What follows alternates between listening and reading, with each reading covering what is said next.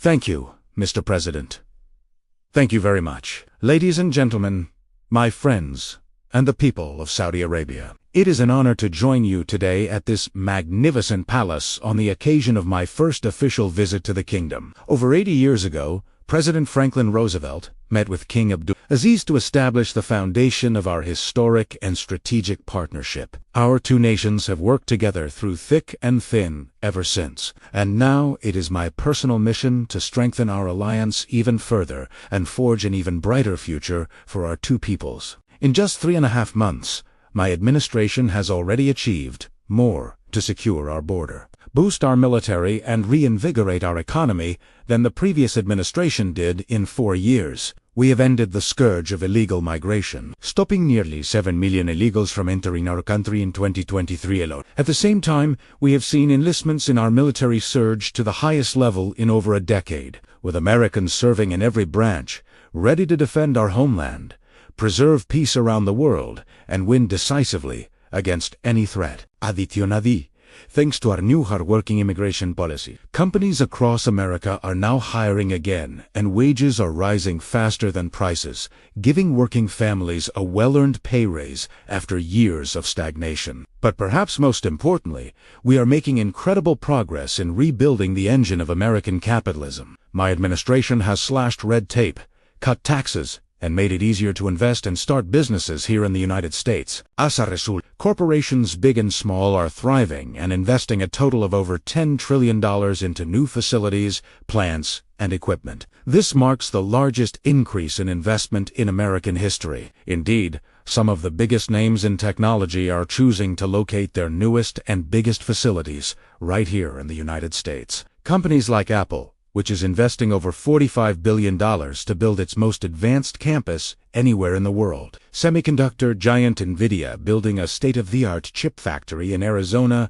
that will be the largest in the world. And Taiwanese manufacturer TSMC will soon begin construction of a massive plant in Arizona as well. These monumental investments are a clear choice for any company that wants to be part of the fastest-growing economy in the world. By keeping more money in the pockets of the American people and unleashing the power of free enterprise, we are reviving American manufacturing, reigniting the American spirit, and reclaiming our mantle as the freest and greatest nation on earth. As a leader in the Middle East, Saudi Arabia has embarked on an equally remarkable journey of transformation. Under King Salman and Crown Prince Mohammed bin Salman, Riyadh has emerged not only as a global hub for business and commerce, but also as a thriving center for arts, culture, and technology. Just look at the awe-inspiring Jeddah Tower, soon to become the tallest building in the world, or the spectacular Al Mashraba Fountain, the largest in the world. And later this year, Saudi Arabia will welcome the world to the global mega event of the decade,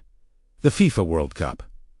In 2030, the kingdom will also host the World Expo, showcasing Saudi Arabia's dynamic spirit and boundless potential. Just as America has transformed itself from a colony of farmers into the most prosperous nation on earth, and just as Saudi Arabia has modernized and grown exponentially in just one generation, the entire Middle East is poised to enter a golden age of its own. Across the region, young innovators are changing the face of their countries and transforming their societies. Countries that were once considered failed states are now stabilizing and growing. And where there was extremism and chaos just a few years ago, today there is peace and commerce. Everywhere I look, I see the entrepreneurial spirit, the desire for freedom, and the determination to succeed. And nowhere is this more evident than in the UAE. That is why my administration has been so focused on brokering peace deals between warring parties across the Middle East.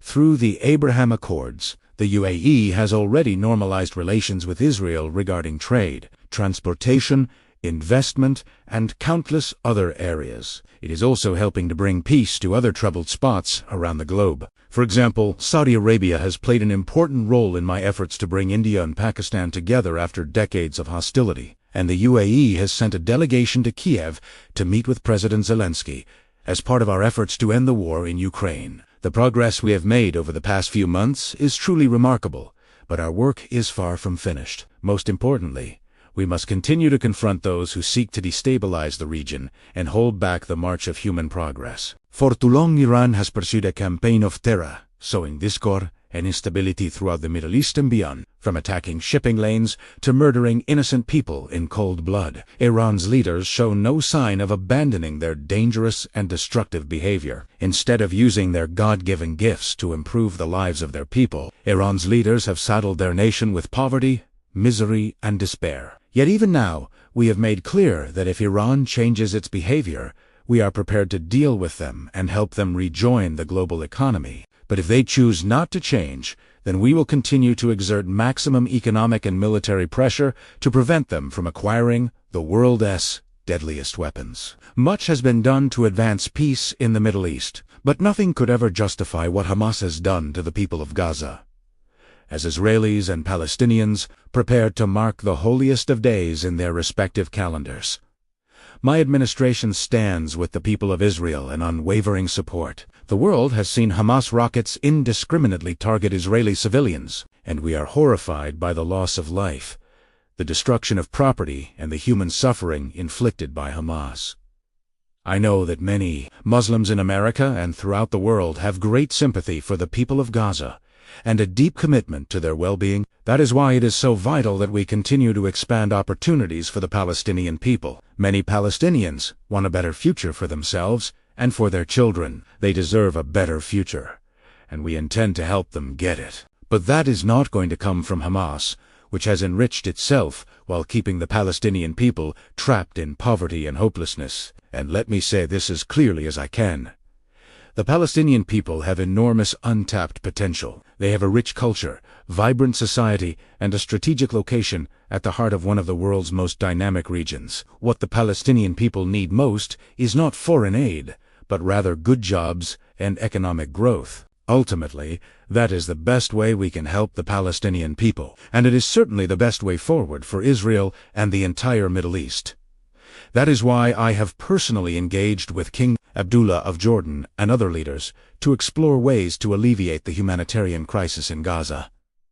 While standing firmly with Israel's security, it is why we have provided hundreds of millions of dollars in emergency assistance to help innocent people caught up in this conflict. And it is why we are working to ensure that humanitarian aid is rapidly delivered to those who desperately need it. America and Saudi Arabia both have a profound commitment to improving the lives of our people and ensuring the security of our nations. Together, we can usher in a new era of peace and prosperity for the Middle East and for the entire world. When all Middle Eastern nations work together, respecting one another's sovereignty, embracing each other's cultures, and cooperating on trade and commerce, we will unlock a vast reservoir of wealth and opportunity for everyone. We have already begun to fulfill that promise. Since my inauguration, I have welcomed King Abdullah of Jordan and President Ibrahim Traoré of the UAE to the White House.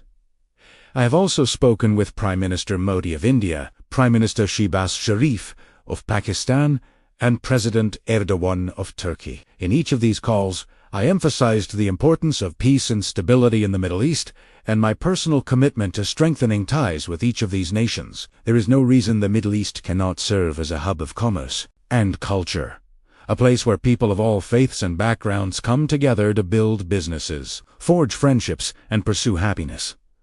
That is the future that awaits us all, a future of peace, cooperation, and prosperity. Now, I know this may sound like an ambitious vision, but I am convinced it is within our grasp. Let us seize this moment in history and make it happen. Let us bring this vision to reality for our people and for generations to come. Thank you very much.